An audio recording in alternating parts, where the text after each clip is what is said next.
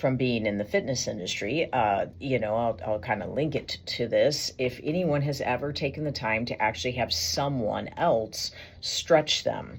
So you're like, oh, I want to be more flexible and this is going to feel so good. I'm going to have somebody else stretch me. And so all of a sudden you're like, oh my gosh, why are you taking my hamstring that far? What are you trying to do to my neck? Like, what is happening right now?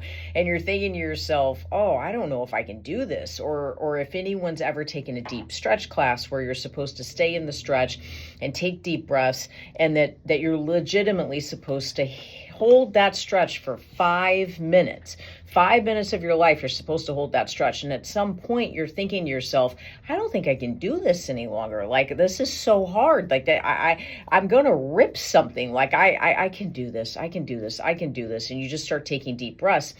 So if you think about that stretching and just that active obedience towards that stretching, your flexibility changes in your body. And when your flexibility changes in your body, then your mobility changes in your body. And your brain starts to make it possible for you to move better and for you to be conditioned to move with better posture and better alignment.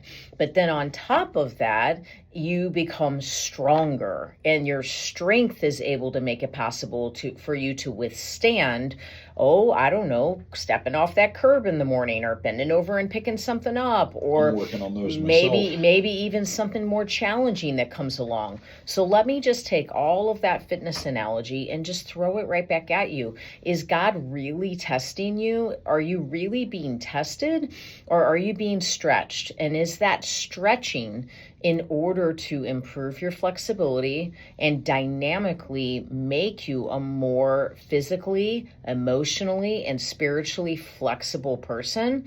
And your obedience to allow God to stretch you, to not just give up as soon as it gets hard and as soon as it gets complicated, is going to allow for more mobility, which means your brain is going to link up to the fact that, oh, this is how I'm supposed to be living.